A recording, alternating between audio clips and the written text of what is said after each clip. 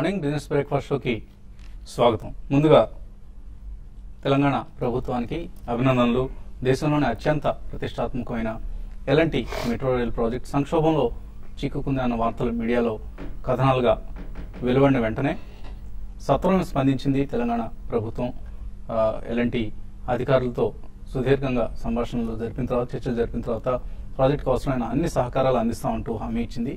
So ఇటువంటి వేగాన్నే ప్రజలు ప్రభుత్వం నుంచి కోరుకుంటోంది. డెవలప్మెంట్ ప్రాజెక్ట్స్ ఏవి సంక్షోభంలో చిక్కున్నా, అది మెట్రో రైల్ కావచ్చు లేదా ఇంకొక ప్రాజెక్ట్ కావచ్చు, ఏది సంక్షోభంలో చిక్కున్నా దాన్ని ఆ సంక్షోభం నుంచి బయటపడవేయాల్సిన బాధ్యత అటు ప్రభుత్వంది, ఇటు మీడియాది. సో ఈ రెండు వర్గాలు కూడా ప్రస్తుత తరుణంలో చక్కగా స్పందిస్తున్నాయి. ఎప్పుడు ఎటువంటి ఆటంకాలు అడ్డంకులు ఎదురైనా కూడా సత్వరమే స్పందిస్తున్నాయి అండ్ సమస్య పరిష్కారానికి ప్రయత్నిస్తున్నాయి. సో ఇది ముందు కూడా కొనసాగాల్సిన అవసరం ఉంది తెలుగు రాష్ట్రాలు రెండింటిలోనూ. ఇక మార్కెట్స్ విషయానికి వస్తే కన్సిడరబుల్ టైం. సో ఈ పదం గుర్తుంచుకోవాలి. ఇప్పుడు గ్లోబల్ ఫైనాన్షియల్ మార్కెట్స్లో buzz word at least for the next couple of days. ఎందుకంటే యుఎస్ ఫెడరల్ రిజర్వ్ 2 రోజుల ఎఫ్ఓఎంసి సమావేశం నిన్న ముగిసిన తర్వాత federal reserve chairperson Janet Yellen statement ఇస్తూ మంత్లీ బాండ్ పర్చేజెస్ ఏవైతే ఉన్నాయో, అంటే అంతకుముందు మనం స్టిమ్యులస్ మెజర్స్, క్వాంటిటేటివ్ ఈజింగ్ అంటూ మనం వ్యవహరిస్తున్న క్యూఈ ట్యాపరింగ్, అంటే ఈ క్వాంటిటేటివ్ ఈజింగ్ ని ఉపసంహరించే ప్రయత్నంలో భాగంగా మంత్లీ బాండ్ పర్చేజెస్ ను ప్రస్తుతం ఉన్న $25 బిలియన్ నుంచి $15 బిలియన్ తగ్గించారు.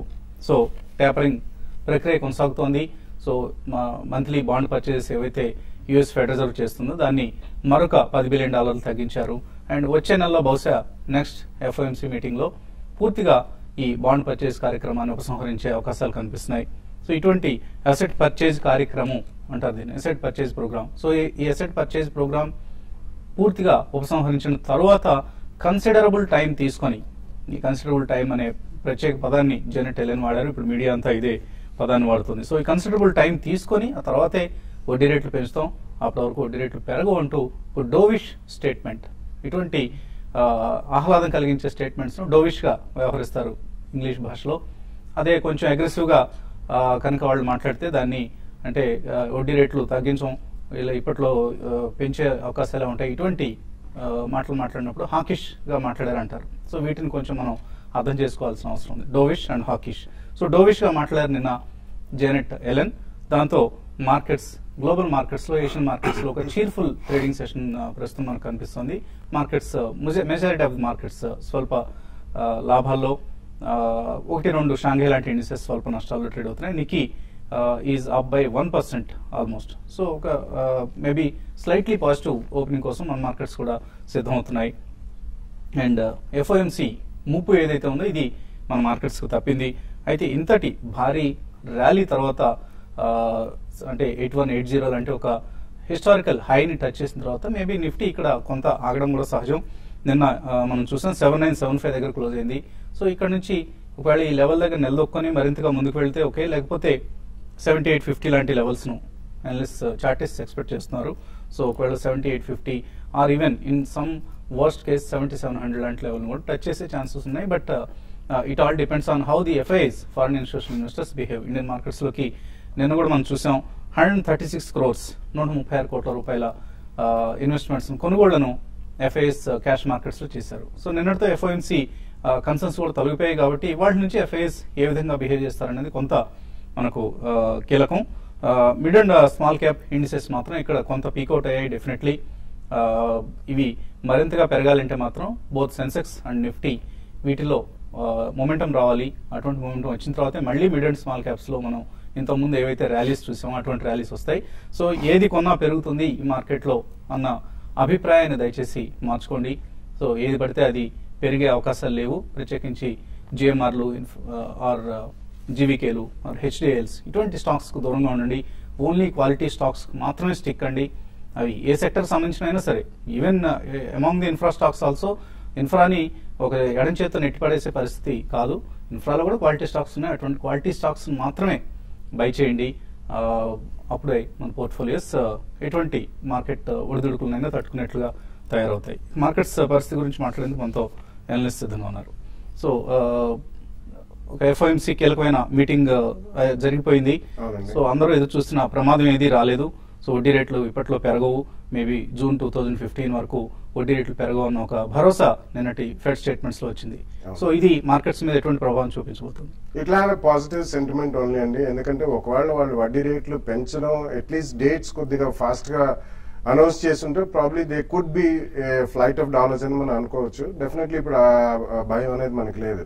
So I think it will be slight positive for the market only అండి. గతంలో మనం చాలాసార్లు చూసాం ఎస్జిఎక్స్ నిఫ్టీ వీక్ గా ఓపెన్ అయినా కానీ తర్వాత పాజిటివ్ గా మనకి ట్రేడ్ అవ్వడం అనేది. మనకి యాక్చువల్లీ నెక్స్ట్ 10 to 15 డేస్ లోపల కూడా కన్సాలిడేషన్ జోన్ లోనే ఎక్కువ ఉంటుందండి మార్కెట్. వన్ వే ఇది పాజిటివ్ గా వెళ్లే మార్కెట్ మాత్రం కాదు.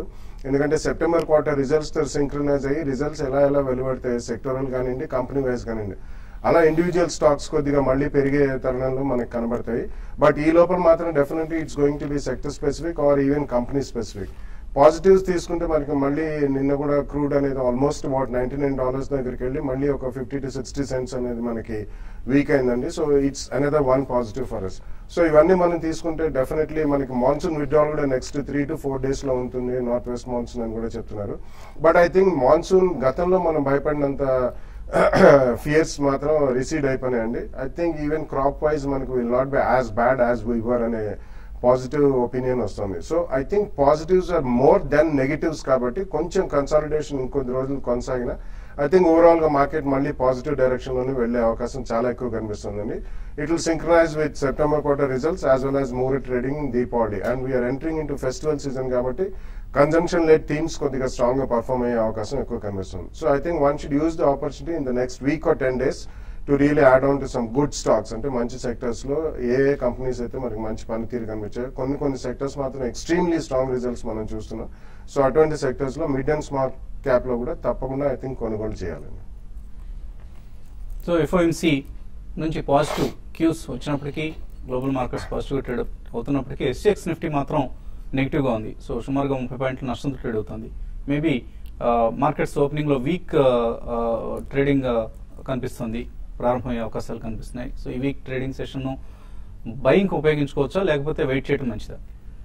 వెయిట్ చేయడమే మంచిది అనిపిస్తుందండి. ఎందుకంటే ప్రధానంగా నిన్న టెక్నికల్ గా చూస్తే కనుక మార్కెట్ నిన్న రికవరీ అయినప్పటికీ క్లోజింగ్ సమయానికి ఇండెసిసివ్ అంటే days middle of the range లో క్లోజ్ అయింది. అంటే రెసిస్టెన్స్ సపోర్ట్స్ మధ్యన క్లోజ్ అయింది కాబట్టి బుల్స్ అండ్ బేర్స్ ఇంకా కొంచెం ఈక్వల్ స్ట్రెంత్ లో ఉన్నట్టు కనిపిస్తుంది. కానీ లాస్ట్ 1 week గా చూస్తే కనుక మార్కెట్ అండర్లైనింగ్ ట్రెండ్ వీక్ గా అనేది కాబట్టి ఇంకా ఓవరాల్ గా బేర్సే కొంచెం అప్పర్ హ్యాండ్ లో షార్ట్ టర్మ్ లో స్ట్రెంత్ చూస్తున్నారు. టెక్నికల్ గా నా ఉద్దేశం 20-30 పాయింట్స్ మైనస్ లో ఓపెన్ అయ్యే అవకాశం ఉంది కాబట్టి 7950 7,950 నిన్నల్లో ఇంచుమించు ఆ లెవెల్ ఒకసారి పరీక్షించే అవకాశం ఉంది. ఒకవేళ కనుక దాని కింద కనుక కన్సిస్టెంట్ గా ఒక 10 minutes ట్రేడ్ ఏంటంటే కనుక రిస్క్ బాగా స్పెక్యులేటివ్ రిస్క్ తీసుకునే ట్రేడర్స్ షార్ట్ పొజిషన్ తీసుకొని 7970 పైన స్టాప్ లాస్ అనేది పెట్టచ్చు. జస్ట్ కానీ 20-30 పాయింట్స్ ఇంట్రాడే కోసం ట్రేడ్ చేయొచ్చు. అలాగే మార్కెట్ కనుక ఫస్ట్ లోనే ఒక 7950 బ్రేక్ అయ్యి మళ్ళీ దానిపైన రికవర్ అయ్యి కాసేపు ట్రేడ్ ఏంటంటే కనుక అప్పుడు ట్రేడర్స్ కొంచెం లాంగ్ పొజిషన్ తీసుకోవచ్చు.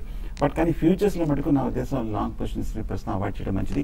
ఎందుకంటే నిన్న వచ్చిన రికవరీ అదొక టెక్నికల్ గా ఒక డెడ్ క్యాట్ బౌన్స్ గా భావించవచ్చు. ఎందుకంటే వారం రోజులు డౌన్ ట్రెండ్ తర్వాత నిన్న ఒక పెరిగటం జరిగింది.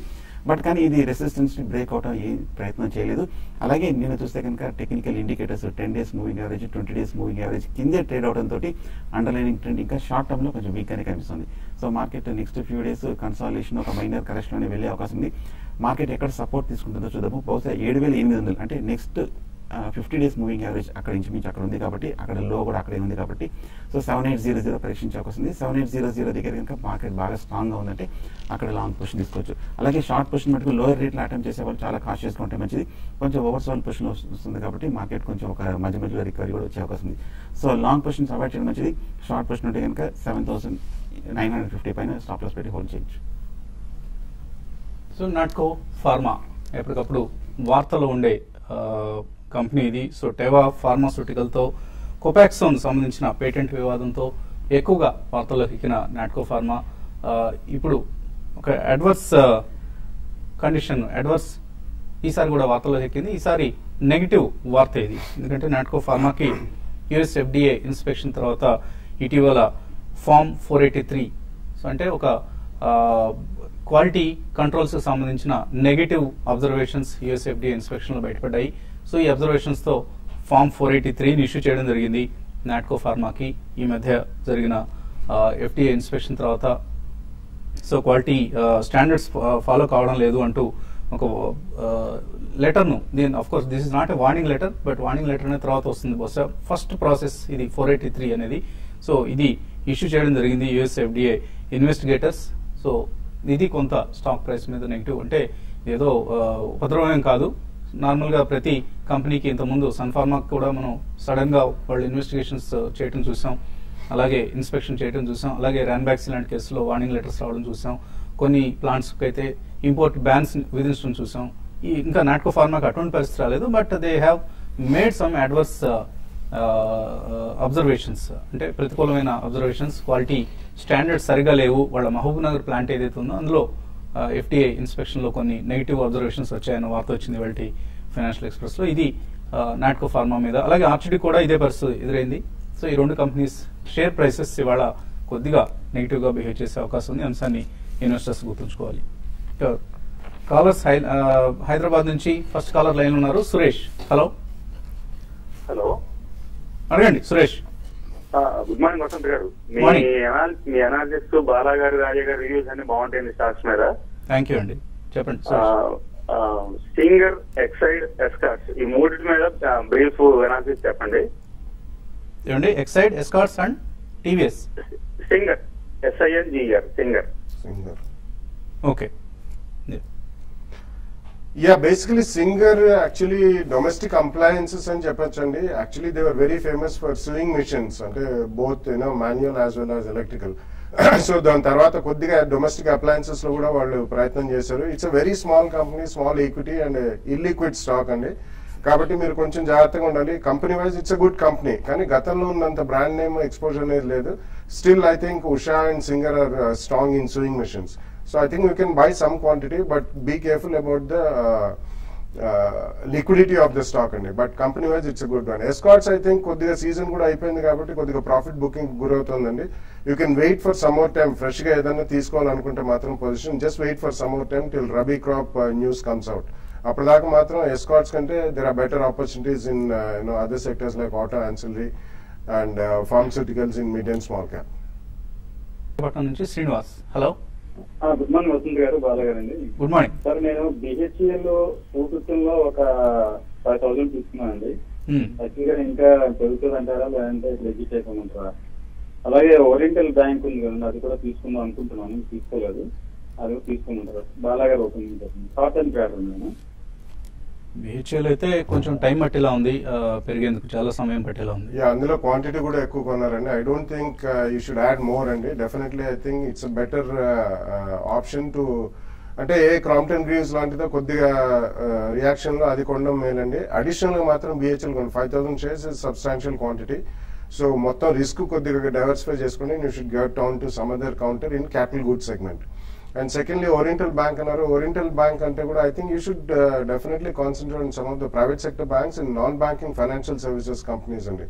Maybe a Sundaram Finance or a Mahindra M&M Finance ఇటువంటి. And recent times లో Bajaj Finance కూడా they are setting up a separate subsidiary అండి. They are fundamentally extremely strong companies అండి. More than PSU banks మీకు relatively వీటిలో out performance అనేది ఎక్కువ ఉంటుంది కాబట్టి వీటిలో కాన్సన్ట్రేట్ చేయండి. తర్వాత నవీన్ హైదరాబాద్ నుంచి. హలో. వసంత్ గారు గుడ్ మార్నింగ్ అండి. గుడ్ మార్నింగ్ అండి. మీ టీమ్ ఎక్సలెంట్ గా వర్క్ చేస్తుంది అండ్ ఆల్సో గెటింగ్ అవేర్నెస్ అండి. చాలా బాలా గారు ఇన్స్టెడ్ ఆఫ్ రీప్లేసింగ్ కుటుంబరావు గారు and also Seshu garu and technical analyst చాలా పర్ఫార్మ్ చేస్తున్నారు. అండ్ నేను ఎస్పెషల్లీ తెలుసుకోవాల్సింది యాక్చువల్ గా గిన్ని ఫిల్మెంట్స్ 16 దగ్గర బై చేశానండి ఫర్ షార్ట్ టర్మ్ కి. And also Pricol and Jain Irrigation, especially నా పోర్ట్ఫోలియో అంతా small cap and mid cap ఉందండి. So I just want to know how much right now I mean loss. తప్పేం లేదు, మీరు స్మాల్ అండ్ మిడ్ క్యాప్స్ ఉంటున్నా తప్పేం లేదు, కానీ క్వాలిటీ స్టాక్స్ మాత్రమే అందులో మాత్రం స్టే ఇన్వెస్టర్ అని చెప్తున్నాం మనం పదే పదే. Ginni Filaments, Pricol, Jain Irrigation. Ginni Filaments definitely ఉంచమనే చెప్తానండి. It's a complete turn around story and they are also into speciality fabrics. So ఈ కాంటెక్స్ లో most of the textile companies are doing well. Textile అంటే it's a completely buzz word అండి. It's a complete generic word. So right from spinning to fabric manufacturers to garment manufacturers, వీళ్ళు speciality textiles కూడా చేస్తారు. So I think you should hold Ginni Filaments అండి. Pricol definitely I think you should hold అండి. Pricol has been extremely strong also. So recent times లో auto ancillary కిందకే వస్తుంది. So definitely Pricol also you can hold. Jain Irrigation I would say that కొంచెం trade చేసుకుని average cost తగ్గించుకుని, ఎందుకంటే Jain Irrigation though the company is good and almost మనకి 40 rupees నుంచి 100 to 120 మధ్యలోకి వచ్చినా కానీ it's basically based on subsidy business అండి. They are number 1 and number 2 in the world wide in micro irrigation. ఇండియాలో కూడా నెంబర్ 1 అండి. కాకపోతే కొంచెం సబ్సిడీ భారం ఎక్కువ ఉంటుంది వాళ్ళకి, స్టేట్ అండ్ సెంట్రల్ గవర్నమెంట్స్ నుంచి రావడానికి. In terms of getting the money fast delays ఉంటాయి. సో రీసెంట్లీ వాళ్ళు ఎన్బిఎఫ్సి ఒకటి సెటప్ చేశారు. సో ఈ కారణం వలన ఫాస్ట్ గా పెరిగింది కాబట్టి there could be some more delay in the growth. So average cost తగ్గించుకోండి. Company wise it's decent company,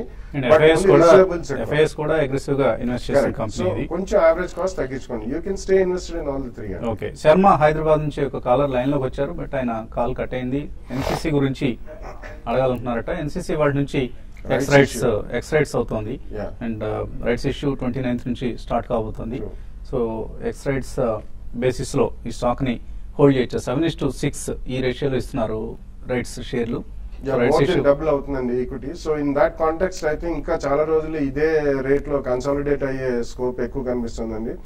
most of the infrastructure companies recently మనం చూసాం, even big companies like GMR పదే వాళ్ళు స్టాక్ మార్కెట్ కి రావడం ఈక్విటీ డైల్యూషన్ అవుతుంది. కాబట్టి మీ దగ్గర ఆల్రెడీ ఉంటే ఒక స్పర్ట్ లో మాత్రం డెఫినెట్లీ రైట్స్ కి సబ్స్క్రైబ్ చేసుకోండి. స్పర్ట్ లో మాత్రం ఎగ్జిస్టింగ్ స్టాక్ అమ్మి బయట పెడితే వేరే వాటిలో ఇన్వెస్ట్ చేసుకోవడానికి మీకు ఛాన్స్ దొరుకుతుంది. సో కంపెనీ వాస్ట్ అయితే అయిపోయిందండి. NCC is turn around case. So FIs కూడా ఈ మధ్య అందుకనే ఈ కంపెనీలో ఇంట్రెస్ట్ చూపిస్తున్నారు. So NCC among the infra pack, especially AP based infra pack లో ఎన్సీసీ ఇప్పుడు అనే బెటర్ ఫుటింగ్ కనిపిస్తుంది. కన్సిడర్ చేయండి మీ డెసిషన్ ని. తర్వాత లాస్ట్ కాలర్ లైన్ ఉన్నారు, మల్లికార్జున్. హలో అడగండి Mallikarjun. Sir good morning Vasant గారు, గుడ్ మార్నింగ్ బాలా గారు. గుడ్ మార్నింగ్, చెప్పండి. నేను జూబిలెంట్ ఫుడ్స్ 1290 లో పర్చేజ్ చేశాను సార్. అండ్ జూబిలెంట్ ఫుడ్స్ 1290 లో పర్చేజ్ చేశాను.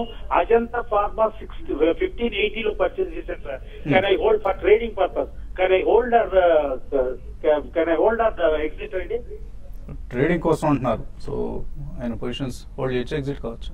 అజంతా ఫార్మా ఎక్కువ మీకు ట్రేడింగ్ ఆపర్చునిటీ రాదండి. It's reasonably strong stock and it's mid cap pharmaceutical company. But Jubilant foods definitely మీకు ట్రేడింగ్ ఆపర్చునిటీగా వస్తుంది. So in my opinion maybe about 2-3% Jubilant foods. రెండు stock చూస్తే కనుక కొంచెం హైయర్ లెవెల్లో కొంచెం టైర్డ్నెస్ మనం చూస్తున్నాము. అజంతా ఫార్మా చూస్తే కనుక 1290 లో కొన్నారు జూబిలెంట్ ఫుడ్స్. లాస్ట్ 1 వీక్ చూస్తే కనుక స్ట్రాంగ్ రియాక్షన్ మనం చూసాము. 1400 హై నుంచి కరెక్ట్ గా లాస్ట్ 1 వీక్ నీజర్ రియాక్షన్ పడుతుంది. నా ఉద్దేశం అయితే కనుక ఈ లెవెల్ 1400 దాటాలంటే చాలా కష్టం. ఎందుకంటే లాస్ట్ 1 ఇయర్ చూస్తే కనుక మేజర్ లాంగ్ టర్మ్ రెసిస్టెన్స్ ఏర్పడింది. ఒక రికవరీ వచ్చిన తర్వాత హైయర్ రేట్ లో క్లోజర్ టు 1380-1400 రూపీస్ దగ్గర మీరు ఎగ్జిట్ అవ్వచ్చు. అలాగే అజంతా ఫార్మా చూస్తే కనుక లాస్ట్ కపుల్ ఆఫ్ మంత్స్ గా 2-3 మేజర్ బాటమ్స్ 1750, 1780 దగ్గర ఫామ్ అయింది. ఆ లెవెల్ దాటలేకపోతుంది. అక్కడ వచ్చినప్పుడు సెల్లింగ్ ప్రెషర్ వస్తుంది. నా ఉద్దేశం ఏమైనా రీబౌండ్ వచ్చింది అంటే 1800 రూపీస్ దగ్గర అజంతా ఫార్మా కూడా మీరు ఎగ్జిట్ అవ్వచ్చు షార్ట్ టర్మ్ లో అయితే. మణికుమారి మెయిల్ పంపించారు, అషర్ ఆగ్రో, హ్యాట్సన్ ఆగ్రో ఈ రెండు కరెంట్ ప్రైస్ లో తీసుకోవచ్చా? Hatsun will be a better bet and Asher Agro is also a decent company, but it's a small cap company. But Hatsun Agro, I think there's a lot of institutional interest also, and it's a very good company. You can go ahead. Dairy products తయారు చేసే company. So చాలా in fact ఈటీలో Economic Times last 500 report లో కూడా, ఈటీ 500 report లో కూడా multi bagger అవుతుంది Hatsun agro అన్నారు. అప్పటి నుంచి ఆ స్టాక్ లో చాలా హైట్ అండ్ ఇంట్రెస్ట్ కూడా కనిపిస్తుంది. Definitely invest in that 10 dips. Tata investment corporation, Andhra sugars current market price లో తీసుకోవచ్చు. రామకృష్ణ అడుగుతున్నారు. టాటా ఇన్వెస్ట్మెంట్ చూస్తే కనుక టెక్నికల్ గా ఈ లాస్ట్ 3 months గా ఈ లెవెల్ దాటలేకపోతుంది. 650-680 రూపీస్ దగ్గర స్ట్రాంగ్ రెసిస్టెన్స్ ఉంది. కన్సాలిడేషన్ ట్రెండ్ లో ఉంది. నా దేశం ఏమాత్రం ఒక ఫర్దర్ టిప్ వచ్చి కనుక క్లోజర్ టు 530-520 రూపీస్ దగ్గర టాటా ఇన్వెస్ట్మెంట్ బై చేయొచ్చు. బివి రమణమూర్తి, బోడాల్ కెమికల్స్ 60 రూపాయల్లో హోల్డ్ చేస్తున్నారు. తగ్గుతోంది, holder exit. Well, actually last 2 days నుంచి లోవర్ సర్క్యూట్ లో ఉంది. It's a decent company, please hold on to it. Suven pharma 207 రూపాయల్లో రాజేంద్ర ప్రసాద్ హోల్డ్ చేస్తున్నారు. ఏం చేయాలి ఇప్పుడు? కొంచెం హై ప్రైస్ లో తీసుకున్నారని టెక్నికల్ గా కొంచెం ఓవర్ బాట్ పొజిషన్ చూసిన తర్వాత నార్మల్ రియాక్షన్ చూస్తున్నాము. బట్ కానీ లోయర్ రేట్ లో చూస్తే 160-170 రూపీస్ దగ్గర స్ట్రాంగ్ సపోర్ట్ ఉంది. రికవరీ అయ్యే అవకాశం ఉంది. హోల్డ్ చేయండి. సుజనా యూనివర్సల్ విజయ్ అడుగుతున్నారు, 3 రూపాయలు కొన్నారు, పెరుగుతుందా? It's a tough question to answer, and we don't fancy such shares. I think any pullback you should come out of that. పిపవర్ డిఫెన్స్ లాంగ్ టర్మ్ కోసం కరెంట్ ప్రైస్లో తీసుకుందాం అనుకుంటున్నారు శ్రీకాంత్ నల్లా, తీసుకోవచ్చా? లాంగ్ టర్మ్ కి డెఫినెట్లీ కొద్దిగా కొనుగోలు చేయండి. Probably 5-7 or 10-12% down the line second price point లో పడాలి. వెంకట ఉన్నం అన్న పేరుతో వచ్చింది ఇది. గోల్డ్ ప్రైస్ $12 కంటే కిందకు వచ్చే ఛాన్సెస్ ఎంతవరకు ఉన్నాయి? చెప్పలేమండి, వచ్చినా రావచ్చు. $12 టచ్ చేసే ఛాన్సెస్ కూడా కనిపిస్తున్నాయి. గోల్డ్ వీక్ గానే ఉంటుంది. ఎస్పెషల్లీ యుఎస్ లో ఇంట్రెస్ట్ రేట్స్ పెరిగితే గోల్డ్ ప్రైస్ ఇంకా తగ్గే అవకాశం కనిపిస్తుంది. డాక్టర్ డాట్సన్స్ ల్యాబ్స్ కృష్ణ ప్రణయ్ అడుగుతున్నారు విజయవాడ నుంచి. తీసుకుందామని అనుకుంటున్నారు, తీసుకోవచ్చా? ఆల్రెడీ ₹11 హోల్డ్ చేస్తున్నారు, ఇంకా కొనొచ్చా? ప్రస్తుతం అవాయిడ్ చేయడం మంచిదండి. ఈ మధ్యనే కొంచెం పెరగడం జరిగింది, చాలా లేట్ రికవరీ. నా ఉద్దేశం అయితే కనుక టెక్నికల్ గా రిలీఫ్ ర్యాలీ చూస్తున్నాము. ₹20, ₹22 దగ్గర ప్రాఫిట్ బుక్ చేయొచ్చు. అలీకాన్ క్యాస్ట్ ఎలాయిస్ ₹190 హోల్డ్ చేస్తున్నారు. యోగి సంతోష్, ఏం చేయలేదు? ఫండమెంటలీ ఎటువంటి కంపెనీ ఇది? It's a decent company and fundamentally it also is one of the good auto ancillaries. You can hold on to the stock. Adarsh Kumar SBI 2740 తీస్తున్నారు 3 నెలల క్రితం, ఏం చేయాలి? లాస్ట్ బుక్ చేయాలా? కొంచెం హై ప్రైస్ లో తీసుకున్నారండి, కానీ లాస్ట్ 1 వీక్ గా చూస్తే కనుక బ్యాంకింగ్ స్టాక్స్ లో మళ్ళీ కొంచెం వాల్యూమ్స్ ఇంట్రెస్ట్ పెరిగింది. ప్రస్తుతం అయితే కనుక హోల్డ్ చేయండి. స్టాప్ లాస్ పెట్టుకోండి. స్టాప్ లాస్ తో హోల్డ్ చేయడం బెటర్ అవుతుంది. మాణిక్యాలరావు అడుగుతున్నారు హెలియస్ అండ్ మ్యాథ్సన్ ఈ రేట్లో తీసుకోవచ్చా?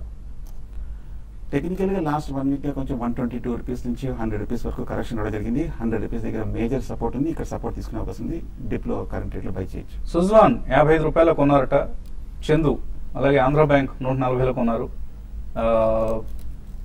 ఇంకా కొనుగోలు చేసుకోవచ్చా? 5 సంవత్సరాలు వెయిట్ చేస్తారట.